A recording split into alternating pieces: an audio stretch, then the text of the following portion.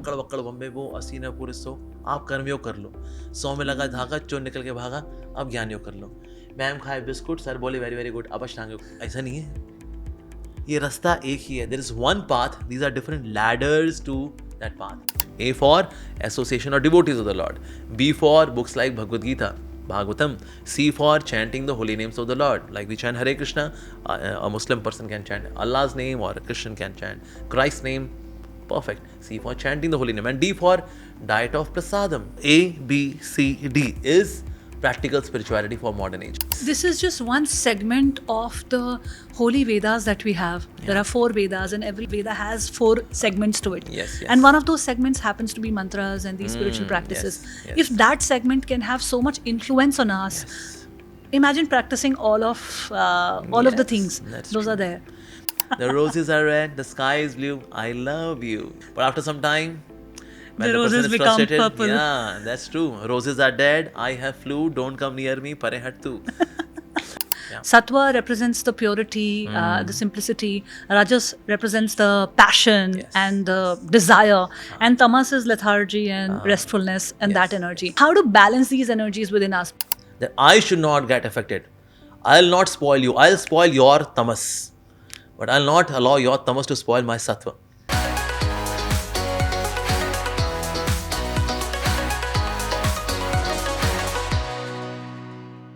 Welcome to the Journey Within podcast with me, Shobha Rana. This is a podcast where we deep dive into the personal growth journeys of our guests. Now, through their journeys of self-discovery and transformation, we try to seek insights and wisdom to lead our lives in a better way. Now, it is these lessons that can really help us build a perspective on understanding the life that we are leading in the outer worlds, the materialistic life, and the inner world, the emotional processing that happens within me, that depicts the experience of life that I'm going to have. These conversations can be really interesting because they can put you on a path of self-discovery. Today, I'm really excited about introducing my guest to you. He is an ISKCON monk. His radiant smile captures the wisdom of ages, the abundance of knowledge that he possesses, and his teachings have touched the hearts of millions across the globe. He is known for simplifying the complex concept of Srimad Bhagawad Gita, Srimad Bhagavatam, and Vedas and Puranas into these distilled nuances of learnings and teachings that we can apply in our modern lives. Please welcome with me Shri Amogh Lila Das Prabhuji on the Journey Within podcast. Thank you very much, Shobhaji. I'm really honored to be on your podcast. Thank you very much for inviting me. Hare Thank Krishna. you so much, Prabhuji. Hare Krishna. Hare Krishna. Your smile just sparkles the whole room. You know, of course. ये हमने lights थोड़ी लगाई हैं. This is all your smile. You know, it has healing properties. I'm really telling you that because the moment you walked into the set, the aura has changed. No, it's all grace of God. I'm a small instrument of grace of God. Nothing is mine. Like in Hindi, we say, करते हो तुम कन्हैया, मेरा नाम हो रहा है. So ultimately, it is all grace of God, and we are small instruments of His grace. So credit goes to Lord Krishna. Prabhuji, I want to talk about a lot of things with you, but first up, I want to start with your name. Okay. Your name is Amogh Lila Das or Amogh Lila Prabhuji. What is the story behind this? Okay, actually my name is Amogh Lila Das because Amogh means spotless. Amogh means pure. Amogh means which is undefeatable.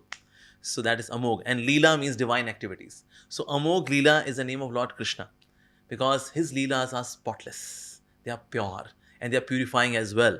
Of such a Lord, I am Das, servant.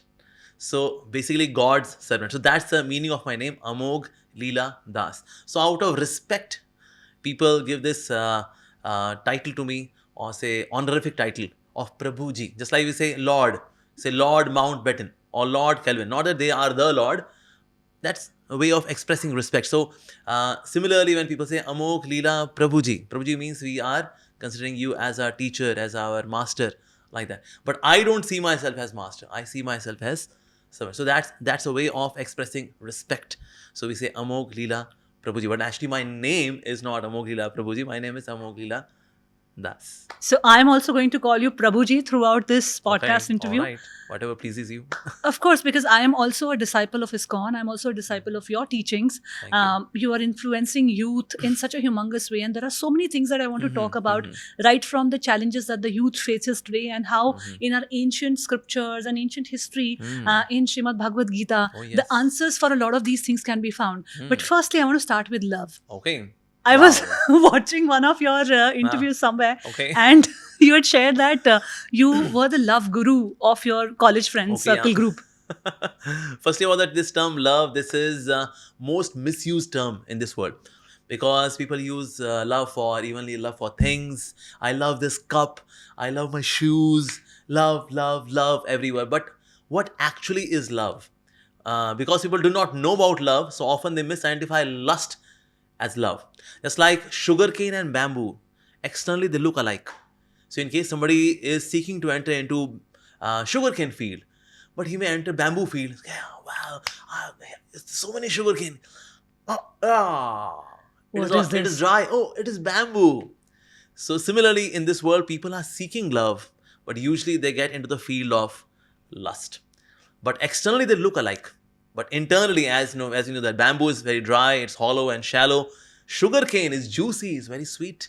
So love is divine in nature. Firstly, it is not flesh deep love. It is divine in nature. So in this world, we find infatuations, but often infatuation is put with a sticker on. That sticker is there is love written on that sticker, but actually it is just infatuation, attraction. Somebody is very handsome, good looking, beautiful, gorgeous. Hey, I love you. The roses are red, the sky is blue. I love you. Yes. But after some time, when The the person roses is become frustrated, purple. yeah, that's true. Roses are dead. I have flu. Don't come near me. Pare hattu. So in this world, love is actually misused term. But yes, I was love guru. Love guru doesn't mean that I teach you how to love. Hey, I'm Cupid. Come to me. It's not like that. Often those who are having broken hearts, they used to come to me for counseling. I love someone. Why don't we get true love? And then I used to counsel them. Well, it happens, ये लड़के होते ही बदमाश हैं. So whatever happens, it happens for good. अच्छा है, ऐसा बेकार आदमी निकल गया. You are lucky. In this way, I would do some counseling. So in this way, I was love guru. Like during MTV time, Cyrus Barucha, Malaika Arora, they were like love gurus, and then people with broken hearts, and they would express on letters how somebody ditched them and all that. So I was playing similar kind of role. So not teaching them how to remain infatuated, but in case your heart is wounded, I am that friend you can come to. okay, yes, I'll put some ointment of my kind words. I'll try to heal those wounds with my words. So that was my job. But during this whole exercise of being a love guru, I could see, well, is this really love? There are people, whether girls, they are broken-hearted, boys, they're also broken-hearted for various reasons. And misunderstanding, at the drop of hat, there is misunderstanding. And there is so much aggression as well. There is anger, there is vengeance. What kind of love is that? And there's no service. In love, there has to be service. Just like a devotee serves the Lord. So here we can say, well, there is love. And there is sacrifice. Usually in this world, we see that love is often tagged with when there are gifts, when there are kisses and hugs. I got a spirit watch from my darling. So true love. But watch out. Just things, they do not define love, but rather service attitude. Like Mother Sita, she could be in Ayodhya. Okay, my husband is on exile. Okay, darling, bye-bye, see you after 14 years. But I live comfortably in Ayodhya. Huh? No. So he also went along with Lord Sri Ramchandra to serve Lord Ram. Lakshman also took this voluntary decision that I will serve Lord Ram, my brother Ram. This is service. There is sacrifice. When there is service and sacrifice, that is the inherent quality of love. When in this world we see that hardly anybody serves whom? We are serving our own senses. And we put the tag, love. So that's why we see that in this world, often this term is misused. So I could see by being a love guru, well, love, bewildering. There's no love in this world. People love themselves only. Yeah. But did you ever love anybody? Well, not really. As I told you, love is only for God. In your entire adulthood, while being through Well, your college, engineering? Of course, I had infatuation. I had infatuation with my mathematics teacher when I was in school days, and just to impress her, I used to study maths more. A tale as old as time. Oh yes, and in this way, when I was seeking to become an MBBS doctor, but since I was studying maths more to impress my maths teacher, so I became an engineer. So my maths teacher, she brought this twist in my career. So that was my only light side of infatuation, or say, and that's it. But otherwise, I was not really into girls. I was more into academics. I was more into sports and spirituality. Then you left all of your academic learning also to become a spiritual seeker first, Oh, and yeah. now a spiritual guru. Absolutely, because I could see that by these spiritual teachings, I became happy, and I should also share this happiness with others. I could continue as an engineer. I could, like when I retired. So at that time I was project manager, and then I could continue. And by this time I would have been maybe in board of directors, something like that. But there are many other board of directors and subject matter experts. So I should do something different. I could have a family, my wife, 3 children. Yes, 5-member family. But I was very ambitious. I wanted to have whole world as my family. So being a monk, now whole world is my family. Like here I can have my sister in form of Shobha ji. So Sweet. great. So whole world is my family now. So I'm relishing my big size family now. Very happy to know your thoughts about how you see life and how you perceive life, because you've designed your life also like that. And to have this sense of clarity, you came into full-fledged spirituality teachings at the age of 29. And to have this sense of clarity at that age where everybody else, all of your friends are chasing other dreams and which are supposedly put on a higher rank than being a spiritual seeker. Yeah, spiritual Yeah. seeker, yes. Yeah. No bank account, no car, no home, no wife, no children. You're destroyed, man, who you are. So externally, yes, but yes, internally is very fulfilling. It's very satisfying. But you It's never had contributing. your moments of not having what your rest of friends had, what your colleagues Not had. at all, because I also lived in corporate life. So I have that experience as Oh, well. 7-8 years. Yes. So I could see, well, people have lavish cars, people have wonderful palatial homes, but they are so lonely. Yes. They are so empty, they are so hollow and so shallow in their character, in their inner value system. They are so hollow and shallow. When I could clearly see that, I could see also sadhus, the saints, genuine saints, that even though externally they don't have anything, but they live very substantial life. And a materialistic person, he has got everything, but they are so hollow and shallow that they have to take shelter of smoking cigarette and drinking wine to keep themselves in this illusion. No, I'm happy. I'm happy. And these regular reminders every weekend Yeah. that you've got a life, you're worth something, you're Yes. worth what you have built, and associating your worth to all of that you've acquired for yourself. So both the lives were at my purview, materialistic life as well as spiritual life. And I could clearly see that, yes, spiritual life is so substantial. So I may not have external opulence as other friends of mine they have, but I'm very satisfied because I'm somewhere contributing in the lives of people and they are becoming happy. So what is my fees? What is my salary? The smile on their face is my salary. Okay, I'm done. That is I'm a millionaire. Yeah. I'm smiling throughout this interview, Prabhuji, and that is because of your presence and the clarity that I'm trying to seek out of the answers that you're giving, Prabhuji, because I'm also at that point in my life. You know, we all come at that, we call it midlife crisis, quarter life crisis, whatever we term it as. But there comes a point when you try it, when you sort of start understanding the concepts of loneliness that you're saying, that even that's after true. building things for yourself, why you're internally inherently not happy.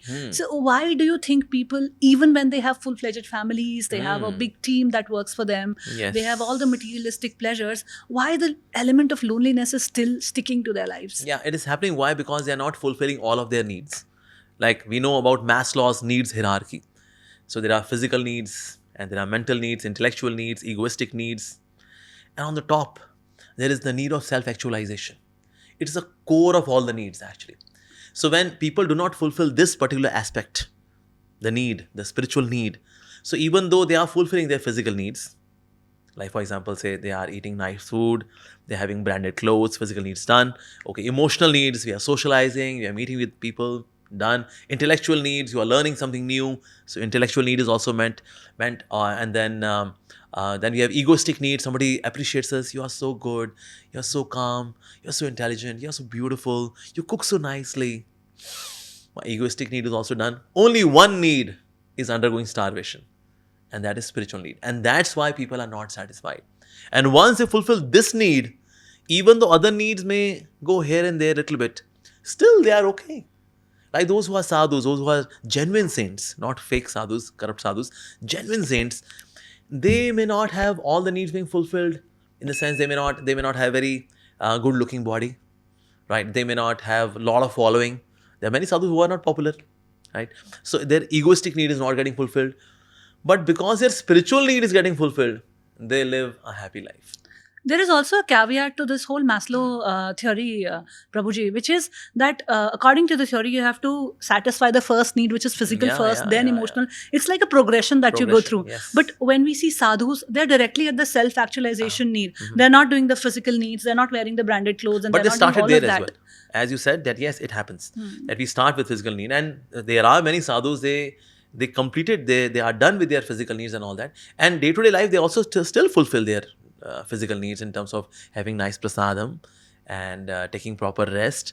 So they do that. They also socialize with other saintly devotees, or they meet good people like yourself. So in this way, we get other needs as fulfilled. But yes, that need, which is the core of all the needs, that has to be fulfilled. We can't ignore it. Other needs should also be fulfilled. I'm not saying that we have to ignore them. We also fulfill this need, the other needs. But spiritual need is the core of all the needs. Because at the core, we are spiritual. We are not humans having spiritual experience.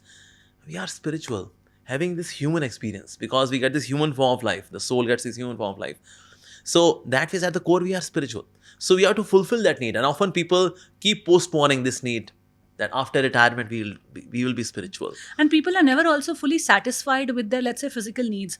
If that includes 10 things, even if they have those 10 things, then the upgradation, 10.1 Yes. version of the same 10 Yeah, things, yeah, then that's 10.2 true. version. There's no limit So to it. that is what I hear from people, that अरे ये सब बहुत ऊपर जो लोग पहुंच गए हैं, जिसके पास बहुत पैसा आ गया, उन सब लोगों की बातें, because our basic needs are not covered.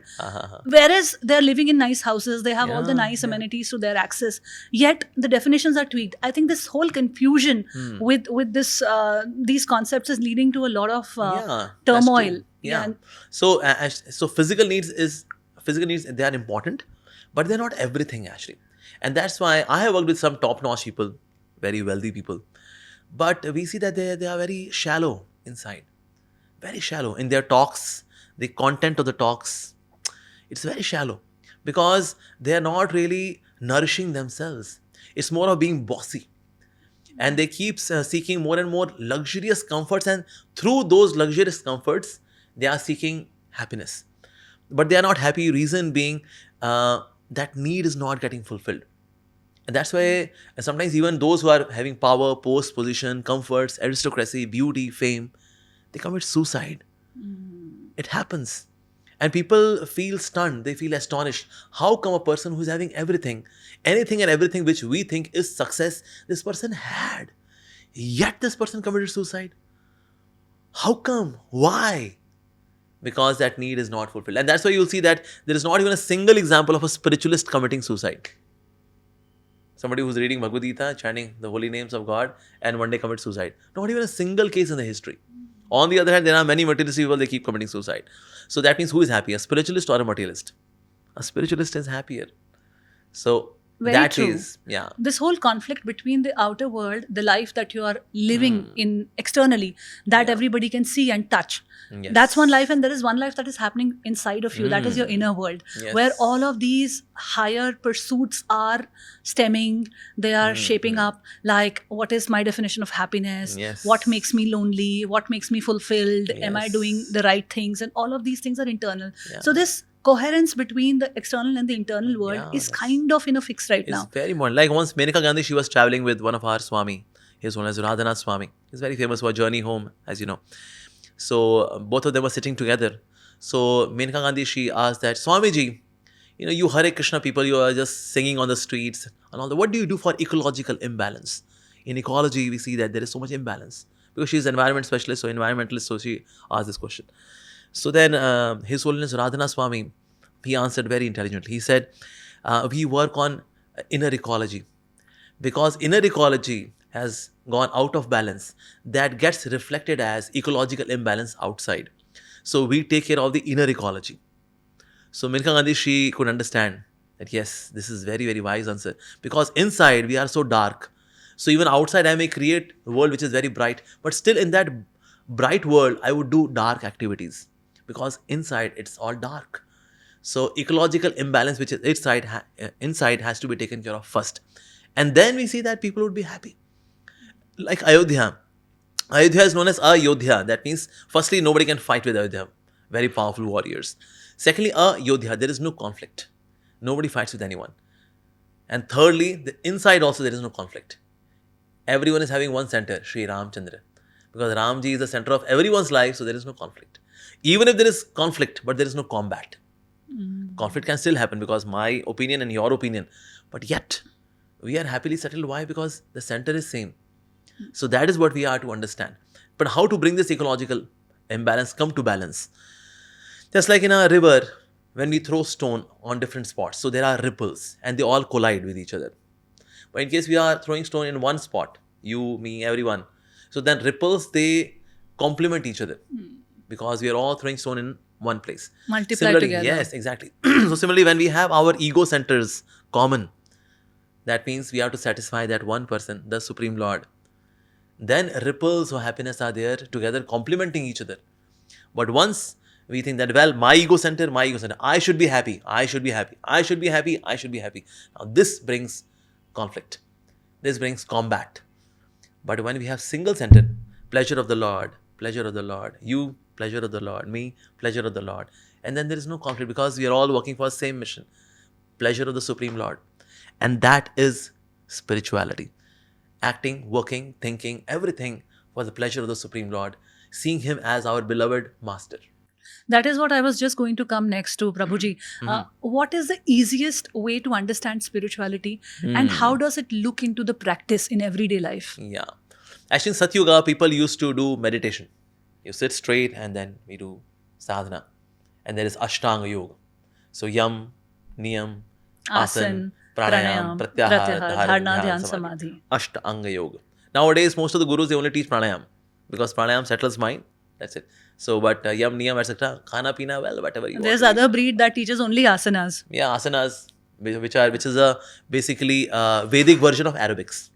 So, okay, True. 1 and 2 and twist. Okay, now let's do in a Vedic way. Okay. Yeah. So it's more of like that. So Dhyan Yoga used to be practiced by the Satyuga people. We can't do meditation. People can't even sit in meditation. They have got the mobile phone and then this kind of meditation. What kind of meditation is this? So Kali Yuga people, they can't do meditation. Treta Yuga people, they used to do yagyas. That means fire sacrifice. Swaha. Now in Kali Yuga, to get pure ghee, cow ghee, is very difficult to get A2 cow milk ghee. It's a rare commodity. Yeah. And to get a very pure priest, that's also a rare thing, a rare species to find out. And with clear pronunciation, with good intention, he's not money oriented. Very difficult to get such a priest. Okay, so we can't do that. Achha. So then maybe deity worship. We worship the deity. That also we are not able to because many will say, well, that's idol worship. You're idol worshipper. You're murti puja karte ho tum. Are idolaters, doll worshippers, statue worshippers. So there are many people who are not able to really connect that. How can in stone God be present? Of course, God is omnipotent. So this comes in omnipotency of God that even in stone He can present Himself. If He can't do that, then what kind of omnipotency is that? So it is part of the omnipotency of the Lord. But there are people who are not able to understand this aspect as well. So deity worship, it requires a lot of purity, cleanliness, where we are clean. A lot of faith also, Prabhuji. Yeah, faith. It's a proper science actually. Deity worship, it's a proper science. But we can't do that as well. We are dirty people. We don't even take bath. We are dry clean. X effect. Clean. That's it. So what to do then? Deity worship we can't do. Fire sacrifice. We can't do meditation. We can't do. So what can we do then? So then here comes to our resort, the holy name of the Lord. Chanting the names of God is very easy, very convenient, at the same time very effective. Actually, holy name was there in all other processes as well. Like in Satyuga, Dhyan Yoga. Dhyan Yoga accompanied by chanting of the holy name. Treta Yuga, Fire sacrifice with the holy name. The mantras. Deity worship along with the holy name. In Kali Yuga, there is only holy name because we can't do other things. So holy name can be chanted anywhere, everywhere. Even your bodily, you are not clean. Even then. Like for example, there are sometimes ladies ask, during those days, can we chant the holy name? Yeah. During those days, I may not be able to do some particular worship because it requires bodily cleanliness. But chanting of the holy name can be there anywhere, anytime. In bathroom, while walking, while lying down, one can chant the holy name of the Lord. And it's very effective also. It transforms the heart. It purifies the karma. Especially, firstly, the bad karma is cleansed. So that is, holy name is so very effective. That's why we should be chanting the names. Just like we chant Hare Krishna, Krishna Krishna, Hare Hare, Hare Rama, Rama Rama, Hare Hare, chanting the names of Lord Hari. So, like in Christianity also it is mentioned, the kingdom of God is resided by those who chant thy name. And like in Quran also, there are 99 names of Allah. Allahu Akbar, Ar-Rahman, Ar-Rahim, 99 names. Why names? Because in Kali Yuga, this is Kali Yuga, chanting of the holy names of the Lord, that is the way. We can't do meditation because mind is so restless also.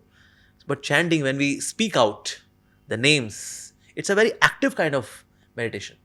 So that's why this is recommended. Secondly, in practical yoga for modern age in this Kali Yuga comes reading the scriptures. Like reading Srimad Bhagavad Gita, Srimad Bhagavatam. We can do that every day, 15-20 minutes. Like you are reading Bhagavad Gita, so nice. We can do, even being a homemaker, we can do that. Being a working woman or a businessman, you can do that. C for chanting the holy names of the Lord, as I mentioned. And A for association of devotees.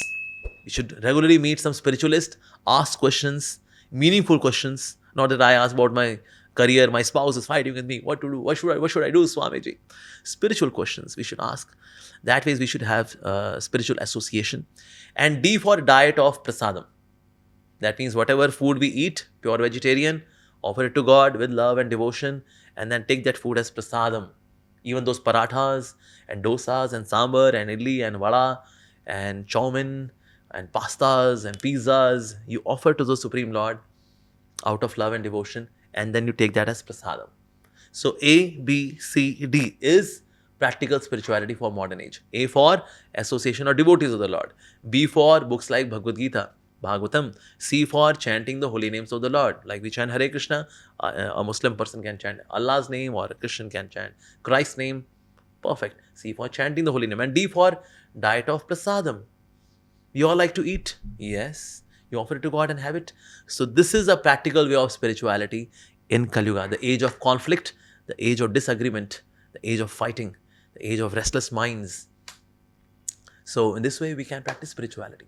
Thank you for simplifying spirituality so much for the modern age practitioner, because there are so many opinions, there are so many ways, and there is so much information. In fact, overload of information which tells you do this, do that, this is appropriate, this is not appropriate, that one is also confused as in what is my path if I want to take spirituality and if I don't want to renounce everything. Like if somebody wants to be like you, a brahmachari, renouncing all the worldly pleasures, so to speak, and then coming into the path of spirituality in a way that you're working for the God that you believe in. That's true. Right?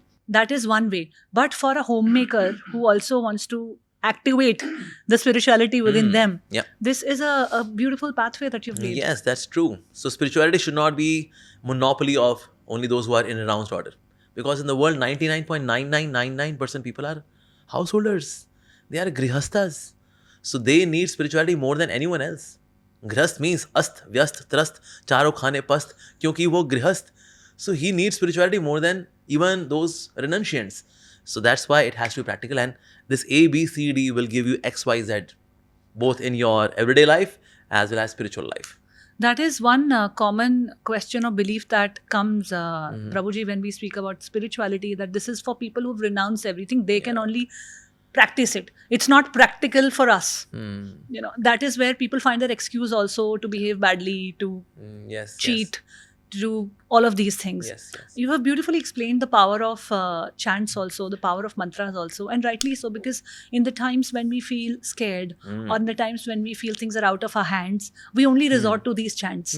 We only resort to these mantras. So they do have some sort of power that our very deep inner level connects with these mantras in the times of scarcity, even in the happy times. We go to Lord and offer, devotion in terms of these mantras and chants. Yes, that's true. In fact, in the University of California, they did this research. on the impact of sound vibrations on our minds.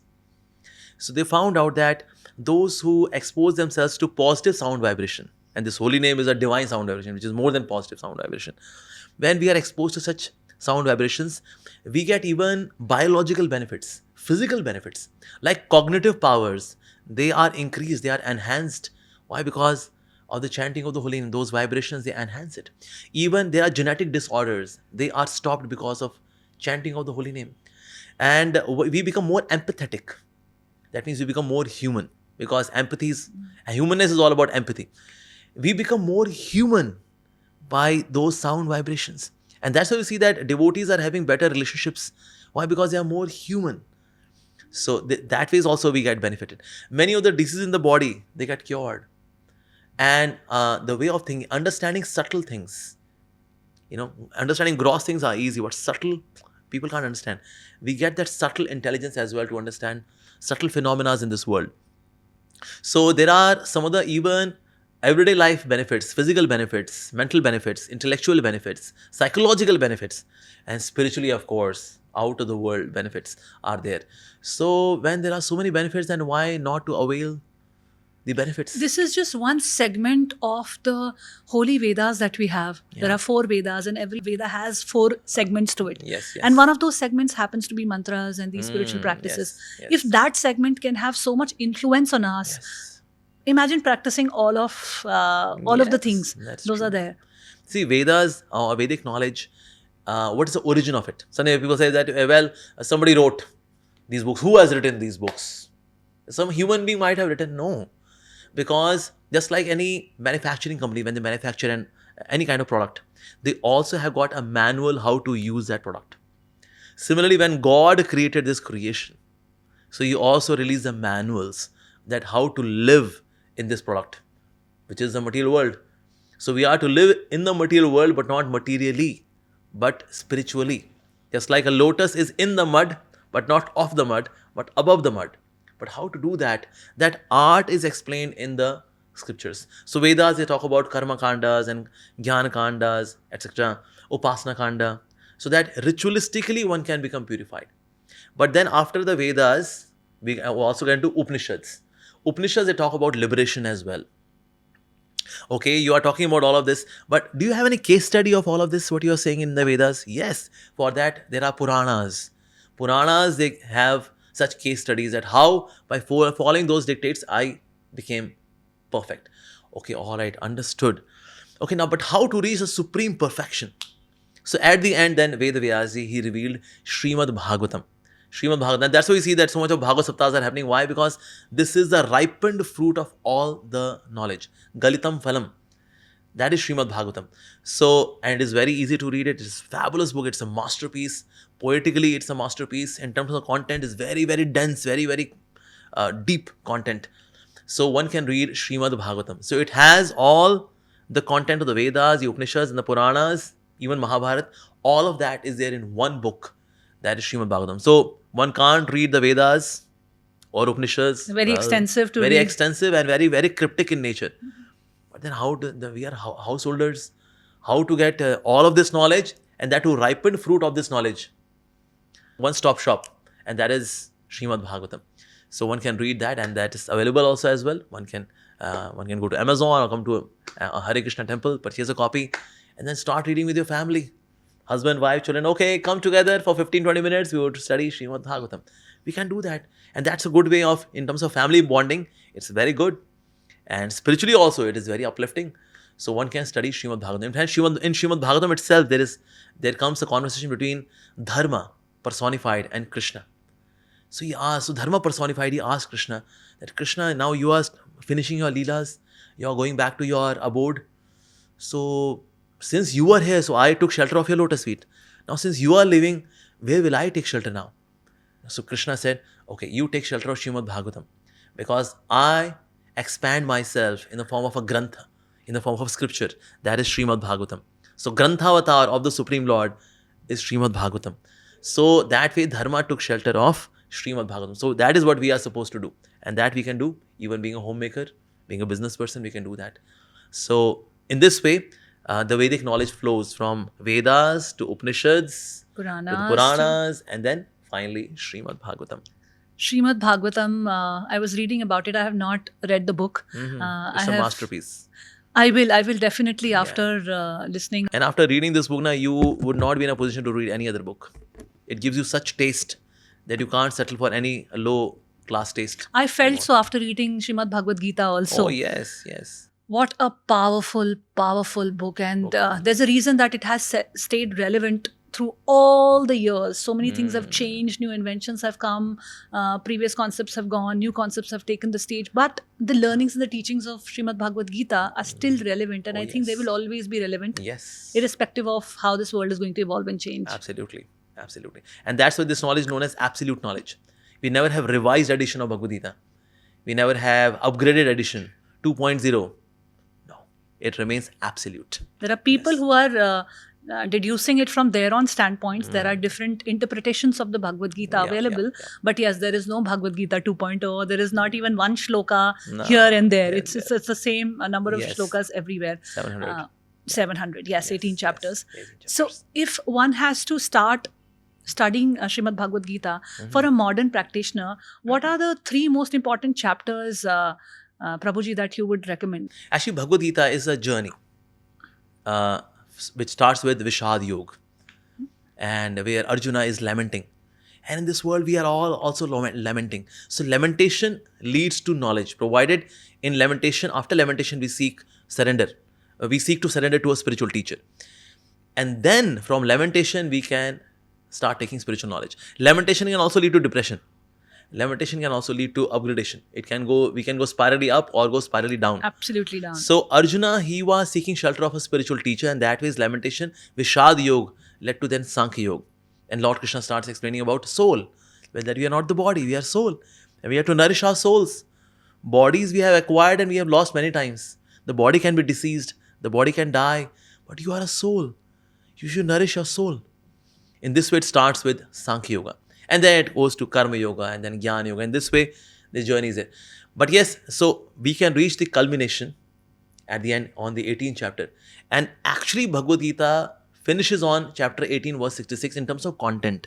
In terms of verses, it goes further. But they are more of Shruti Phal. That means if you read Bhagavad Gita, what will you get about the nature of this knowledge?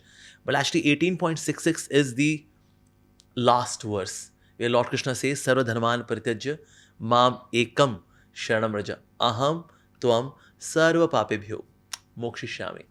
And do not fear, mashacha. Have faith in my words. So that phase, this 18th chapter is like culmination of everything. Yeah. But yes, we have to go through the entire content so that we are able to make sense of the whole thing. And we never know which question asked by Arjuna is actually my question. Just like in 3rd chapter, he says, even though I do not want to commit sin, but still I commit sin as if I am forcefully engaged into it. Well, that's my question. Absolutely. I don't want to commit sin, but still I engage. Even though I know what is right, what is wrong, still I commit. Yeah, so what did Krishna answer then? So then Krishna answers in chapter 3, verse number 36 and 37 and all that. So in this way, your question, which is connecting to your heart, which is relevant to you, it can be anywhere in between as well. Like Lord Krishna in 6th chapter, Arjuna asked that, what happens to those yogis, those who started this process, but in between they got lost, they got distracted, or they die. So do they get lost just like there are clouds in the sky? They come together and then dispersed. Is it like that? One has to start from scratch, from zero. Is it like this? Yeah, that's my question. In case if I do not become spiritually perfect, then what will happen to me? Next time, do I have to start from zero? I have given up on the material pleasures that I was pursuing after, and spirituality भी पूरा नहीं हो पाया, तो कहाँ रह गए हम लोग? ना माया मिली ना राम. ना माया मिली ना राम. तो फिर मेरा क्या होगा? ये तो मेरा क्वेश्चन है. यही तो माँ बाप बोलते हैं कि तुम्हें ना ये मिलेगा ना ये मिलेगा और तुम बीच में ही रह जाने वाले हो. They should read Bhagavad Gita 6th chapter. Yes. Sankhya Yoga के बारे में प्रभु जी please tell us more, because Sankhya Yoga is a very scientific chapter also in that way. Lord simplifying it for you, Purusha, Prakriti, and those principles. Please, throw some light on Sankhya Yoga is having 2 versions. One is atheistic version of Sankhya Yoga. So where there is Prakriti and there is Purusha, which is basically soul. Soul is enjoying with Prakriti. So they complement each other in the sense Prakriti is incomplete, in the sense Prakriti is not conscious. Prakriti is matter. But Prakriti gets animated because of the presence of conscious being. That's the soul. But soul can't accomplish one's desire without Prakriti. So you help me, I help Yeah. you. So in this way, Ram मिलाई जोड़ी एक अंधा एक कोड़ी. So ये ऐसा. So कहता बस ये इस प्रकार से, like that. Okay. But then atheistic Sankhya is not able to explain, but why this is happening. How come soul is there in connection with Prakriti, getting entangled by Prakriti? There is Maya, Shakti, bewilderment, confusion, avidya, suffering. But why this whole phenomena, why this drama is happening? Atheistic Sankhya is not able to explain that. So when you bring God into the picture, so then things start getting resolved. So Purush and Prakriti, they are both coming from God. Yes. Yes. So Purush also, that means soul, is also coming from Krishna, and Prakriti also coming from Krishna. Prakriti coming from Krishna, Bhagavad Gita, chapter 7, verse number 4. And chapter number 7, verse number 5, which is the next verse, the living entity is also coming from Krishna. So as soon as we bring God in picture, then things start becoming resolved. Okay, why we get entangled? Because I want to enjoy independent of God. Okay, what does Prakriti do? Prakriti is subservient to God. Prakriti is not my energy. Prakriti is God's energy. Okay, so can God be captivated by Prakriti? No, he is liberated always. Acha. So how I can be liberated? By becoming devotee of the Supreme Lord. I see. So then things start becoming clearer. So in case if I go to somebody's home and there is Doberman dog, he pounces upon me to devour me. And then I say, kutte kahin haja, kutte kahin. Will dog leave me, spare me? No. But if I call the master of the dog, Chopra Sahab, hataiye isko. And then Chopra Sahab comes, hey, Tommy, get down. Get down. Get down. That means if I am being attacked by a dog, just by saying, dog, leave me, spare me, dog is not going to spare me or leave me. I have to call the name of the master. So similarly, Prakriti or Maya will not leave me until unless I take the name of the master of Prakriti. And then God can say, Maya, leave. Get down. Okay, my master. So then she would leave. And that's why we see that those who are atheistic people, they cannot really conquer Maya because Maya is very powerful. Very, very powerful. Just like in a river, in case there is a fight between an elephant and crocodile. Outside, in case this fight happens, elephant and crocodile, elephant is going to win. But within the water, because it is the territory of crocodile. So that's why crocodile is going to win. Similarly, this is the territory of Maya. So here, in our fight with Maya, Maya will win. Because it is her territory. And she is also completely surrendered to God. We are not surrendered. And that too, it's not my territory. So I cannot really win Maya without devotion. So that phase, the purpose of Prakriti is also that ultimately I should take shelter of God. And the Prakriti happily releases me that, okay, you go to spiritual Prakriti. Why to be in materialistic Prakriti of teen gun, sato, rajo, tamo? Go to divine Prakriti. Be in love. Serve the Lord. Admire Him. Go there. So that's what even Maya Shakti wants. So that's why atheistic Sankhya explain the nature of matter and spirit. Differentiation between the two is Sankhya Yoga. Sankhya Yoga, yeah. But even matter comes from God and spirit also comes from God. The higher consciousness. Yes. So in this way, there is devotional Sankhya or Bhakti Sankhya as well. But what's the purpose of Sankhya Yoga? So that we take to Bhakti Yoga. In case you know, okay, this is a branch. Here are the roots. Here are the leaves, the branches, the flower, the fruit. Okay. Clear? Yeah, clear. Now what to do next? Take water the roots.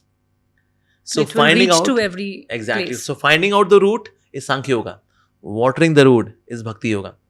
So Sankhya Yoga becomes complete by Bhakti Yoga. So Sankhya Yoga is subservient to Bhakti Yoga.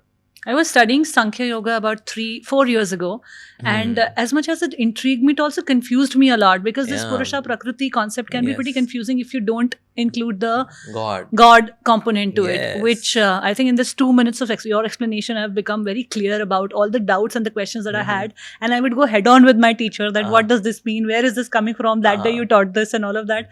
That confusion is sort of getting clear. Prabhuji, thank you for doing that.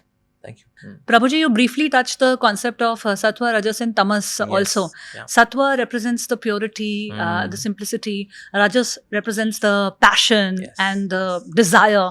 And Tamas is lethargy and restfulness and that Yes, energy. Now, all three of these energies are in everything in this world. Everything is made up of these three energies, Yeah. right? Whether it's a living thing or a non-living thing. Yeah.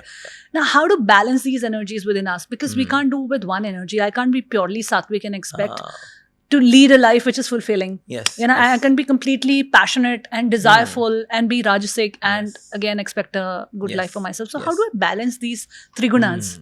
Actually, in this world, you will see that the three gunas are always present. One is more dominant. Like morning time is also having sattva, rajo, tamo.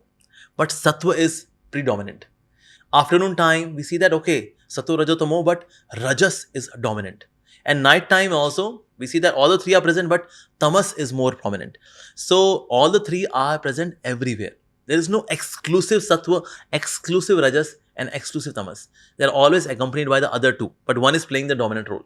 That's the thing. So we need all of them. Like for example, for having good rest, I need tamas. Having good sound sleep. At 10 o'clock, sleep. Get up by 4 o'clock. Yes, for that I need those 6 hours, good rest. So tamas is also required. In order to do something, some enthusiasm is required. So for that, rajas is there. And sattva is for acquiring knowledge. So sattva should be given the greatest importance. Reason being, it is imbued with knowledge. And when we have knowledge, then we get the right direction to do the activity. So sattva is important. Rajas means, okay, now since you have acquired knowledge, now you act. And then since now you're tired, so take some rest. So all the three are required. But yes, we should focus more on sattva. So, but even the person who is very sattvic also has got other gunas as well. So we have to balance all of them. But we seek sattva, reason being sattva also leads to good health. Mentally, you are more tranquil, you are more calm, composed. And rajas can be used in the service of sattva. And sattva should be used in the service of the divine. And the divine is known as, like Lord Krishna is nirguna. Often people say that, okay, form of God, that's saguna Brahma. And that which is nirakar is nirguna Brahma. Actually, both are nirguna. Krishna's form is also nirguna. That means there is no sattvagun, rajagun, tamagun. And his effulgence is also nirguna because there is no sattvagun, rajagun, tamagun. Nirguna doesn't mean he doesn't have any gun, no quality. No. He has got divine qualities, spiritual qualities. So he has got divine form, spiritual form, a form which is not made up of flesh and bones. So that is nirguna. So satogun, rajogun, tamogun are ultimately meant to be engaged in service of the Supreme Lord who is nirguna, who is spiritual, who is divine, who is having spiritual guna. Then they would not harm you. Otherwise, these gunas, they lead to bondage. My desires, my passions, my lust. Lust is in mode of passion. That is the overall problem because one of Yes. these gunas is in so much imbalance. Yes. One is the imbalance of one of these gunas and one is the Yeah. wrong timing for these gunas also. Absolutely. Because like you said, tamas should be more active or should be more practiced in the night time when you want to Nighttime. rest and recovery Yes. phase, right? But most of the people are now doing completely the opposite. Yes. 12 Because- hours of sleeping. What's happening? This imbalanced. Or no tamas. hours of sleeping, like 2 hours of Yeah, no sleeping, hours. Yeah, that's being true. awake till 4 in the morning. Why? Because and I'm on letting the- WhatsApp or Netflix watching a movie. Or just Slims. partying with friends. Partying with friends. That's So true. my rajas, passion, desires are high at that time. So it's all imbalance. How to Yeah. bring this to balance? What's the easiest Yeah. way? Actually, these three modes, they start coming to balance by having good association. And when I say good association, it means saintly association. By the grace of the devotees of the Lord, we start getting to manage them nicely because they give us potency. They have got spiritual potency. So spiritualists who are having spiritual potency, when they give their spiritual potency to the other person, this potency being infused in us, that gives us spiritual strength that I can manage sattva, rajas and tamas. Otherwise, we can't manage. We are into them and we have taste for them. Like some people have taste for tamas. They sleep. They drink wine, becoming angry, short-tempered people. And they take rasa in cribbing for someone. That's tamasic rasa. Grudging. It's a rasa. Tamasic rasa. So people are so much into sattva, rajas and tamas. Of course, in increasing order, people are very few who are in sattva. more people are passionate. But and that is then discouraged tamas. also, na Prabhuji, because once you are someone who is exhibiting more of sattvic qualities, then people also discourage you that how will you survive in this world? Actually, you see Sattvic people, they survive. Rajasic people, they are restless in their survival.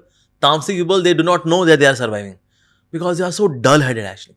So those who are in mode of goodness, they are in this consciousness that yes, I'm surviving and I'm to live meaningful life. I should have values. I should cooperate. I should forgive. I should be accommodating. All of these values, they come by cultivation of mode of goodness. So that phase mode of goodness is good. When you have goodness in you, when your sattva element is high, Prabhuji, how does one deal with the toxic people and the toxic environment that they are put into? Yeah. Toxic people, in case the magnitude of their toxicity is more than your magnitude of goodness, then they would certainly penetrate into your goodness and then they can disturb you. But in case your goodness is so thick that it cannot be penetrated by anything, then even toxic people, we penetrate into their toxicity. And we see such people becoming calmer and becoming more peaceful. And they say this, since the time I have come in your association, I become a better person. Thank you so much. This actually happens. So somewhere we can't change the other person, but we are to work on our own selves. That I should not get affected. I'll not spoil you. I'll spoil your tamas. But I'll not allow your tamas to spoil my sattva. I face this challenge every now and then, Prabhuji, because I like to practice mindfulness. I like to practice the goodness aspect of life. But sometimes there are situations when you get angry and you're not able to curb that. Although you know that it's not good for you, it's doing you more harm than the good and all of that. Everything you know in theory and even in practical too. But at that point, it becomes very difficult. Just last night, I was just getting angry and a little agitated about things, how they were going. So how does one manage that? One thing is that when you are angry, do not speak. Just one small thing. Because when you are angry, we do not speak anything sensible. These days we do worse, na, Prabhuji. Yeah. We type a WhatsApp message. Oh, yeah. But then delete it. Or you can have one WhatsApp group where you are the only one and there you send the message. Because now you have sent the message to yourself. But yes, at that time we should not speak. Because we know when we are angry, I can feel the agitation. We feel the agitation here.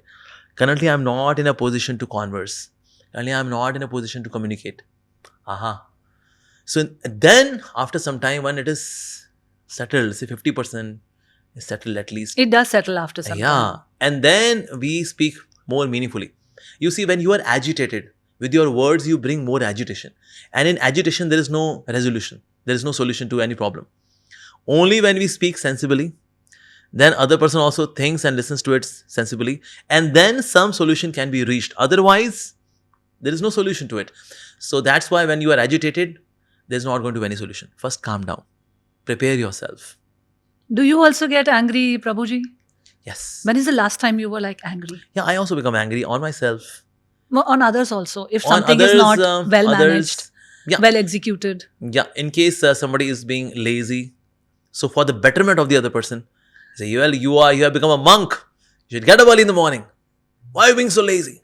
Why do you leave your home to sleep? That is a dilemma you have, right? Yeah. When you have people working under you, that's the dilemma you have because you are speaking for the betterment of the product or betterment of the people also. Yeah. But one is becoming angry, pouring out your anger. Yeah.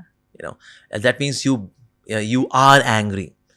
The second is that you become angry. That means the regulator is still in your hand. When we cook something, then the regulator is in our hand. Okay, same. And then we make a nice preparation. So similarly, anger is an emotion. And when the regulator is in our hand, then I am to become angry. But in that anger also, there should be knowledge. Not that I said, you nincompoop, you fool, you brainless, spineless guy. Yeah. Why the hell are you here?